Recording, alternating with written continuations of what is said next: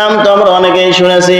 কুতুবউদ্দিন বখতিয়ার রহমাতুল্লাহি আলাইহি যখন দুনিয়ার জমিন থেকে মৃত্যুবরণ করবে, তার আগ মুহূর্তে কুতুবউদ্দিন বখতিয়ার রহমাতুল্লাহি আলাইহি তার খাদেমকে ডাক দিয়ে বলে, হে আমার খাদেম, তোমাকে আমি দুইটা ওসিয়াত করতে চাই, এই দুইটা ওসিয়াত তুমি 100 থেকে 100 পালন করবে। খাদেম ডাক দিয়ে বললেন, কুতুবউদ্দিন বখতিয়ার রহমাতুল্লাহি আলাইহি আপনার ওসিয়াত আমি ইনশাআল্লাহ 100 থেকে 100 পালন করার চেষ্টা করব। কুতুবউদ্দিন বখতিয়ার রহমাতুল্লাহি আলাইহি খাদেমকে ডাক দিয়ে বললেন, হে খাদেম, আমি যখন দুনিয়ার জমিন থেকে চিরবিদায় হয়ে যাব, মৃত্যুবরণ করার সাথে সাথে আমার কাফন টাফন ছেড়ে তোমরা জানাজা দিয়ে মাটির মধ্যে রেখে দিবা, কবরস্থ করে দিবা। 1 নম্বর কি করলেন? মৃত্যুবরণ করার সাথে সাথে গোসল করাইয়া কবরের মধ্যে রেখে দিবার। আমরা কি করি? সন্তান থাকে আমেরিকা, সন্তান থাকে জাপান, সন্তান থাকে লন্ডন, 3-4 দিন বরফ করে সুন্দর করে প্যাকেট করে রেখে দেই। এর কারণে কি হয়? রাহমাতুল্লিল আলামিন বলেন, একজন মানুষ যখন দুনিয়ার জমিন থেকে বিদায় হয়ে যায়, বিদায় হয়ে যাওয়ার সাথে সাথে তাকে কবরস্থ করে দাও, নইলে সেই কবরে যাওয়ার আগ মুহূর্তে ওই মাইয়েতের কষ্ট হয়। দ্বিতীয় নাম্বার কথা বললেন কুতুবউদ্দিন বখতিয়ার রহমাতুল্লাহি আলাইহি তার খাদেমকে দ্বিতীয় নাম্বার কথা বললেন, হে খাদেম, যখন আমি বিদায় হয়ে যাব, যখন দুনিয়ার মধ্যে, যখন ভারতবর্ষের সমস্ত মানুষের কানে কানে চলে যাবে কুতুবউদ্দিন দুনিয়ার জমিন থেকে বিদায় হয়ে গেছে, হাজার হাজার লক্ষ লক্ষ মানুষ হবে, তাদের মধ্যে একটা ঘোষণা দিয়ে দিবা, যে কোনো আলেম যেন আমার জানাজার নামাজ না পড়ায়। যে কোনো আলেম জানাজার নামাজ না পড়ায়। যে আলেম নামাজ পড়াইবে তার 4টা গুণ থাকতে হবে। কয়টা? 4টা গুণ থাকতে হবে। কথাগুলো একটু বুঝেন, সামনে আমাদের সময় আসতেছে 4টা গুণের। খাদেম এলান করে দিলেন, কুতুবউদ্দিন বখতিয়ার রহমাতুল্লাহি আলাইহি যেই 4টা ওসিয়াত দিলেন, এই 4টা ওসিয়াত সমস্ত মানুষদেরকে জানাইয়া দেওয়া হলো। লক্ষ লক্ষ মানুষের মাঝে যখন জানাইয়া দেওয়া হলো, একজন চিন্তা করে আমি আমার জানাজার নামাজ পড়াইব, আর একজন চিন্তা করে বিশ্বের মধ্যে আমি সব থেকে বড় পীর, আমি নামাজ পড়াইব।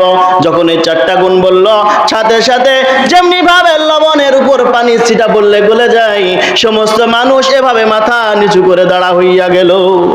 কারণ এই লক্ষ লক্ষ জনসমুদ্রের মধ্যে এভাবে নামাজ পড়াইবার মতো কোনো মানুষ নাই। কুতুবউদ্দিন বখতিয়ার রহমাতুল্লাহি আলাইহি বললেন, এই 4টা গুণ যদি কারোর মধ্যে না থাকে, আমার জন্য জানাজার নামাজ না হয়, বিনা জানাজায় দাফন দিবা। তো কুতুবউদ্দিন বখতিয়ার জানতো যে এরকমের গুণের অধিকারী মানুষ এই দুনিয়ার জমিনে আছে। এটা কুতুবউদ্দিন বখতিয়ার রহমাতুল্লাহি কি জানতেন। ঘোষণা দিয়ে দিলেন, কেউ দাঁড়া হয় না। হঠাৎ পিছন থেকে একজন ব্যক্তি ডাক দিয়ে বলে, আমার জন্য লাইনটা ছেড়ে দাও। সামনের দিকে চলে আসলো। ওই ব্যক্তি কোনো ব্যক্তি নাই, ওই কিতাবের মধ্যে, ঘটনার কিতাবের মধ্যে লিখেছে ওই ব্যক্তি আর কেউ নাই, শামসুদ্দিন আলতামাস রহমাতুল্লাহি আলাইহি। শামসুদ্দিন আলতামাস রহমাতুল্লাহ আলাইহিকে রহমত কিতাবের মধ্যে লেখে, উনি এমন একজন ব্যক্তি যিনি হইলেন ওই সময় একজন রাষ্ট্রপ্রধান ছিলেন। কি ছিলেন? রাষ্ট্রপ্রধান। 4টা গুণের অধিকারী তিনার মধ্যে ছিল। কেমন কি গুণ ছিল? 1 নম্বর গুণ ছিল। 1 নম্বর গুণের কথা বলেছেন কুতুবউদ্দিন বখতিয়ার রহমাতুল্লাহি আলাইহি। 1 নম্বর গুণের কথা বলেছে, ওই ব্যক্তি বালেগ হওয়ার পর থেকে আমার জানাজা পর্যন্ত কোনোদিন আসরের নামাজের 4 রাকাত সুন্নাত ছোটে নাই। কি? আসরের নামাজের আগে যে 4 রাকাত আছে, এই 4 রাকাত সুন্নাত ওই ব্যক্তির ছোটে নাই। আমাদের মধ্যে কি আছে? নাই। নামাজি পড়ি নেই শতকরা 95 জন, আর সুন্নাত ফরজের খবর নাই। সুন্নাত 1 নম্বর কথা কি বললেন? আসরের নামাজের কবলার 4 রাকাত পূর্বে যে 4 রাকাত সুন্নাত আছে, 4 রাকাত সুন্নাত নামাজ কোনোদিন ছোটে নাই। দ্বিতীয় নম্বর কথা বললেন, বালেগ হওয়ার পর থেকে এই জানাজা পর্যন্ত জীবনে একটা কথাও মিথ্যা বলে নাই। কি বলে নাই? মিথ্যা বলে নাই। 3 নম্বর কথা বলেছেন, জীবনে কোনো বেগানা মানুষের দিকে তাকাই নাই, কোনো অর্থাৎ কোনো মহিলার দিকে জীবনে তাকাই নাই। 4র্থ নম্বরে ওই ব্যক্তি বলেন ৪র্থ নাম্বারের শর্ত দিয়েছিল কুতুবউদ্দিন বখতিয়ার রহমাতুল্লাহি আলাইহি যে বালেগ হওয়ার পর থেকে আমার জানাজা পর্যন্ত তার জীবনে একবারও তাহাজ্জুদের নামাজ কাজা হয় নাই। তিনি কে দাঁড়াইছিলেন? একজন প্রেসিডেন্ট, তিনি দাঁড়াইছিলেন। কিভাবে দাঁড়া হইল? শামসুদ্দিন আলতামাস রহমাতুল্লাহি আলাইহি বলেন, আমি যখন ভারতের প্রধান ছিলাম, প্রধান থাকা অবস্থায় আমি জীবনে মিথ্যা কথা বলি নাই, আমি সংসদ চালাইছি। আমি জীবনে মিথ্যা কথা বলি নাই, আমি সংসদ চালাইছি। জীবনে আমি কোনো বেগানা নারীর দিকে তাকাই নাই, এরপরও সংসদ চালাইছি। আমি জীবনে তাহাজ্জুদ, এরপর আমি সংসদ চালাইছি। আমি জীবনে একবার আসরের নামাজ যে পূর্বের আগে যে 4 রাকাত সুন্নাত, এই 4 রাকাত সুন্নাত ছোটে নাই। এমন ভাবে যদি সেই ব্যক্তি রাষ্ট্রপ্রধান হয়ে যদি সে রাষ্ট্রকে চালাইতে পারে, আপনারাই বলেন না কেন? এখন একটা কথা বলেন, বাংলার জমিনে যদি কোন আলেমকে ক্ষমতায় আনা যায়, যদি কোরআনওয়ালাকে ক্ষমতা আনা যায়, যদি কোরআন বাস্তবায়ন করা হয়, আপনারাই বলেন এই কোরআনের খাদেমরা কি এই বাংলার জমিন চালাইতে পারবে না? পারবে না? আমরা বলি কি, হুজুরদের কি এই কাম? হুজুররা কি রাজনীতি করতে পারে? জীবনে একটা ইতিহাসই আছে,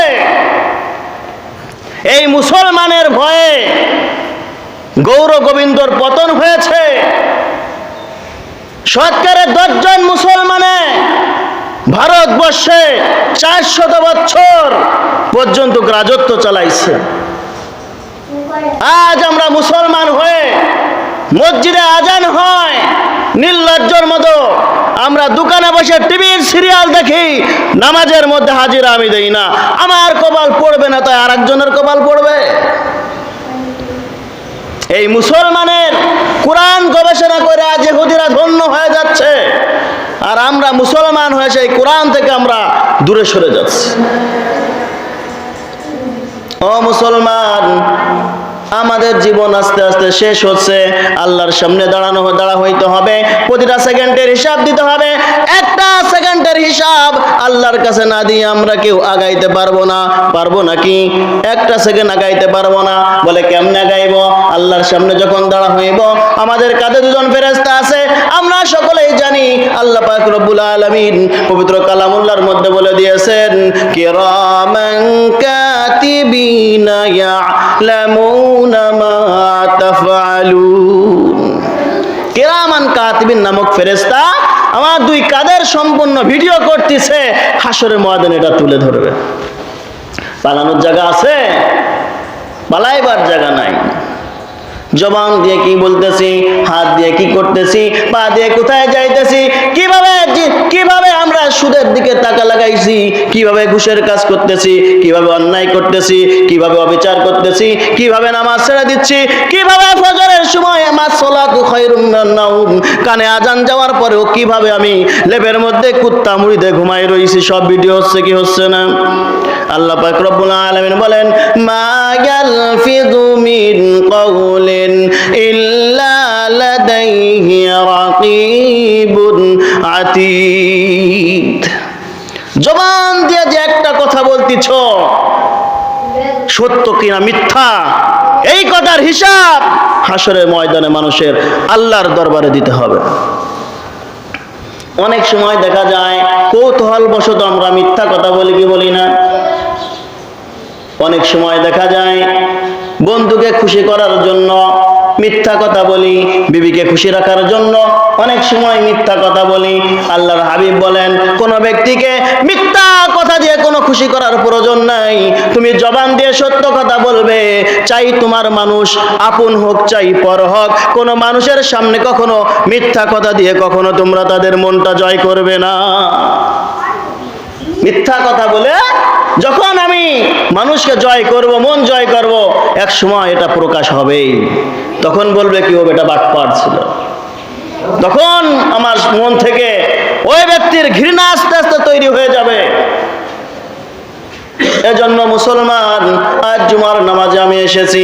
আল্লাহর হাবিব সাল্লাল্লাহু আলাইহি ওয়াসাল্লাম বলেন, দুনিয়ার জমিনে যত শুক্রবার আসবে আল্লাহ পাক রব্বুল আলামিন বলেন, হাদিস শরীফের মধ্যে আসছে, মুসলিম শরীফের হাদিসের মধ্যে আসছে, আল্লাহর রাসূল সাল্লাল্লাহু আলাইহি ওয়াসাল্লাম বলেন, প্রতি সোমবার এবং শুক্রবার আল্লাহ পাক রব্বুল আলামিন অগণিত জাহান্নামীদেরকে মাফ করে জান্নাতের মেহমান বানায়। সুবহানাল্লাহ। এজন্য মুসলমান ভাইরা রে আমার, আমাদের অনেকের মা নাই, অনেকের বাবা নাই, আবার এক সময় আমি দুনিয়ার জমিন থেকে বিদায় হয়ে চলে যাব।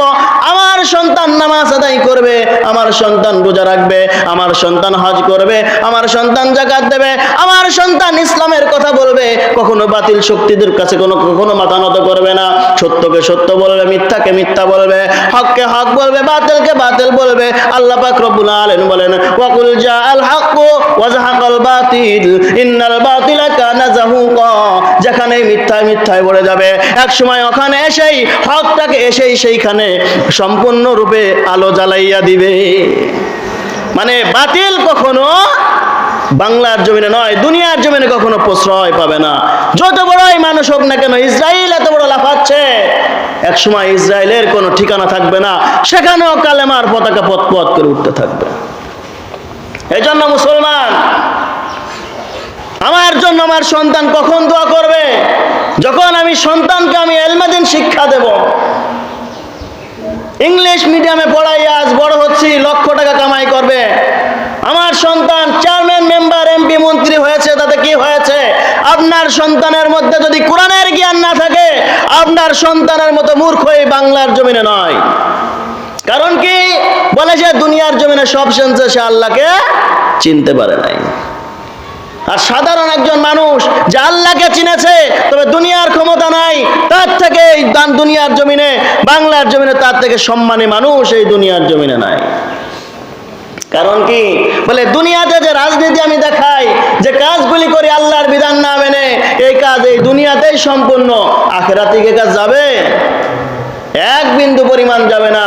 অথচ আমি নামাজ পড়ি, আমি সৎ কাজের আদেশ দেই, অসৎ কাজের নিষেধ করি, মানুষের কাছে আমার পরিচিতি নাই, আমার সম্পর্ক আল্লাহর সাথে আছে। তাওয়াক্কালতু আলাল্লাহ, আল্লাহর উপর ভরসা করে যখন আমি আপনি চলছি, মানুষের কাছে দাম থাক বা না থাক, আমার দাম কার কাছে আছে? আল্লাহর কাছে আছে। আর আল্লাহর কাছে থাকলে আমার আর কিছু লাগে না। লাগে নাকি? আর কিছু লাগে না। আল্লাহ পাক রব্বুল আলামিন বলেন, ও মানু, দুনিয়ার জমিন থেকে যাওয়ার আগে আমি আল্লাহকে চিনে আসো। মুসলমান হয়ে আমি আল্লাহর কাছে এসো।